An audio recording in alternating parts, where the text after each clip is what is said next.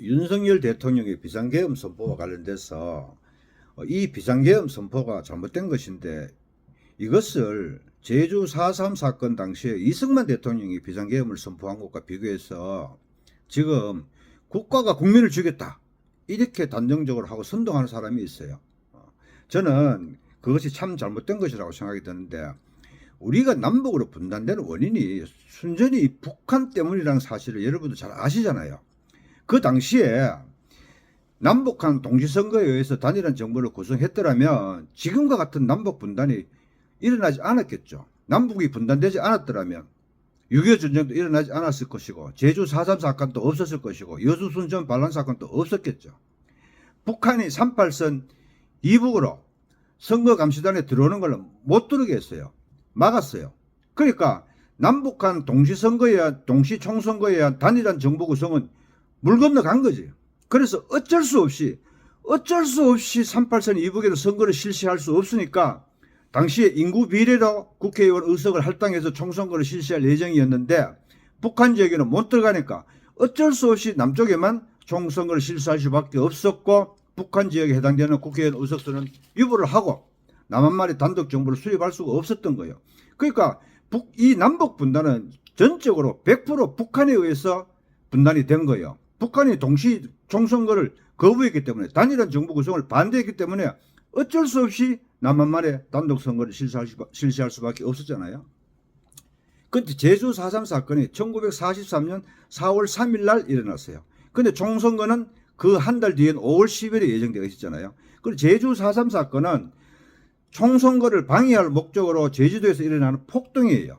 남로당이 폭동을 일으킨 거예요. 그래서 그 당시에 이렇게 폭동이 일어날 수 있는 뭐 상황적인 요건이 좀 있는데요.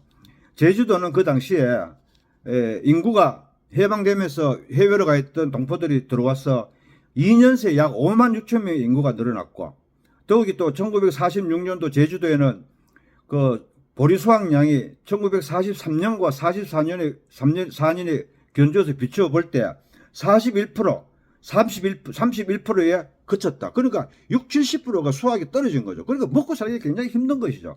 그래서 이러한 상황 요건 하에서 공산 진영의 남로당이 1946년부터 제주도에 공작을 시작했던 것이죠. 그래서 남로당은 5월 10일 총선거가 실시가 확실히 되니까 이제 활동을 강화하고 특수공작원을 우리 이제 본토, 우리 남한 쪽에서 제주도로 파견을 한 거예요.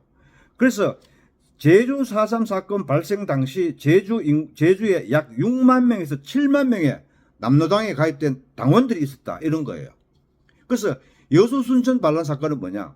1948년 10월 9일 날 여수에 주둔 중이던 남조선 국방경비대 14연대 소속 장병 중에 남로당에 충성하는 좌익 세력들이 군대에 있었는데요.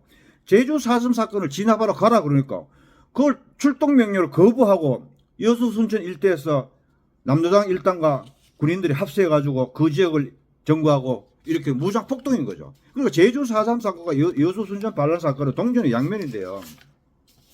노무현 정부 시절에 억울하게 죽은 사람들이 많다. 예, 억울하게 죽은 사람들이 있겠죠. 상당히 안타깝고 동족 상잔의 비극인데요.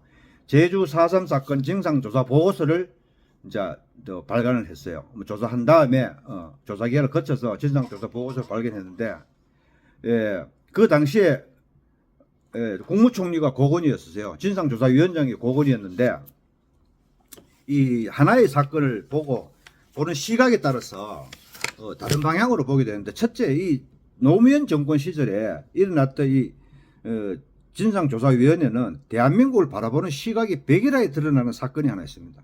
해방 이후에 국내의 중요 정치 상황 이렇게 하면서 48년 5월 10일 총선거를 실시한 사실을 중요한 사건에서 빼먹었어요. 그 4월 3일 날 제주도에서 무장 봉기가 발발했다는 사실을 표시하고 1948년 5월 10일 날 우리가 남한말의 단독 정부를 수립하는 총선거가 실시되었고 그것이 오늘날 자유민주주의의 초석이 된 것인데 그건 빼먹었어요.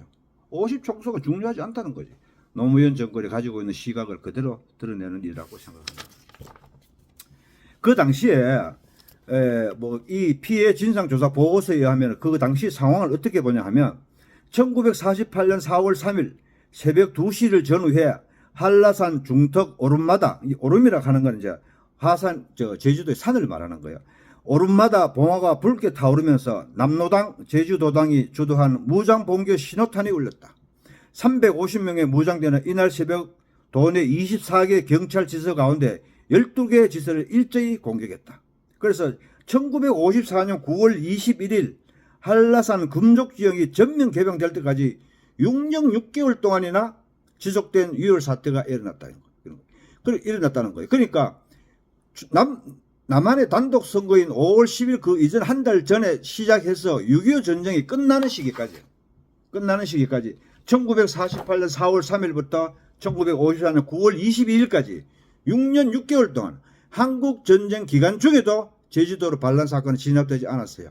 임진왜란이 약 7년 전쟁이라고 그러잖아요. 그러니까 제주도 4.3 사건이 일어나는 그 제주도의 반란이 6년 6개월 동안 진행이 된 거예요. 6년 6개월이 지난 다음에 비로소 진압이 된 거예요. 그 당시에 대한민국이 국가가 국민을 죽였다라고 말을 하면서 사람들 선동하고 마치 제주 4.3 사건이 강주 민주화 운동과 비슷한 것처럼 포장하려고 하는 세력이 있는데요. 그건 잘못이라고 봐요. 그거는 선동하는 거예요. 그 당시에 제주도 도민들을 기순하고 신문에서 분류하고 그래서 산에서 내려오라고 그러면은 안여자와 부녀자들이 많이 내려오는데요. 그래서 선무 공작을 하고 내려오시라고 산에 있지 말라고 대한민국 국군이 곧 공격할 것이라고 거기는 남로당의 좌익들이라고 내려오시라고 선무 공작하고 내려온 사람들 분류 작업하고 신문하고 했지 무자비하게 국가가 국민을 죽였다라고 말할 수 있는 것은 아니다. 저는 이렇게 말씀을 드릴 수 있어요. 확실히 말씀을 드릴 수 있어요. 그 다음에 제주 4.3 사건 진상조사위원회 노무현 정부실에 있었던 이 한 일면을 보면요. 157페이지에 강경파, 온건파 관련 노선 갈등으로 4.3 사건 발발 직전에는 제주도당 지도부 핵심 세력이 종래의 일제하에 사회주의 노선에 장년층에서 젊고 급진적인 신진 세력으로 교체되었다. 신진 세력의 리더로 강경파의 대표적인 인물이 당시 23세의 청년 김달삼이었다. 이렇게 기술하고 있고요. 제주도당 내부에서 무장투쟁이 결정된 것은 1948년 2월 신촌회의에서였다. 이렇게 기술하고 있어요. 그 다음에 159페이지에 보면 남로당 제주도당 조직부 연락책으로 활동하다가 전양 경찰관 생활을 했던 김생민은 말하기를 우리는 북한이 1949년에 쳐들어올 것으로 예상했다. 남북에서 양군이 미군과 소련이 철수를 하면 이제 이거는 국내 문제고 미군이 철수하고 남로당 세력이 강하고 이북에는 팔로군이 들어와 있었어. 국제정세나 국내 정세나 모두 공산주의자는 유리하다고 봤다. 강경파들은 그래서 무장투쟁만 하면 조금만 견디면 된다. 한반도를 전부 다 공산화할 수 있다. 이런 목표를 가지고 제주 4.3 사건을 일으켰다고 그러잖아요. 그래서 다소 억울하게 희생된 분에 대해서는 참으로 안타깝게 생각하고 동족상잔의 비극이지만 마치 제주 4.3 사건을 민주화 투쟁인 것인 양 그렇게 포장하는 건 잘못된 것이고 제주 4.3 사건 당시에 이승만 정부에서 계엄을 선포한 기간이 48년 11월 17일부터 12월 31일까지 46일이에요. 6년 6개월 동안 제주 4.3 사건 기간 중에 계엄이 선포된 기간은 46일이에요. 그리고 여수 순천 사건 때는 계엄이 선포된 기간이 105일이에요. 105일이에요. 그러니까 6년 6개월 동안 일어난 이 반란 사건 하에서 계엄이 선포된 기간은 6분의 1, 10분의 1도 안 된다는 거예요. 이거를 두고 윤석열 대통령의 계엄 선포와 빗대가지고 마치 윤석열 대통령이 무슨 전두환이처럼 그렇게 학살을 하려고 했다고 빗대거나 아니면 제주 4.3 사건의 여수 순천 반란 사건을 강주 민주화 운동과 비슷한 민주화 운동으로 포장을 하면 그거는 역사를 제대로 인식하지 못하는 것이다라고 말씀드릴 수 있어요.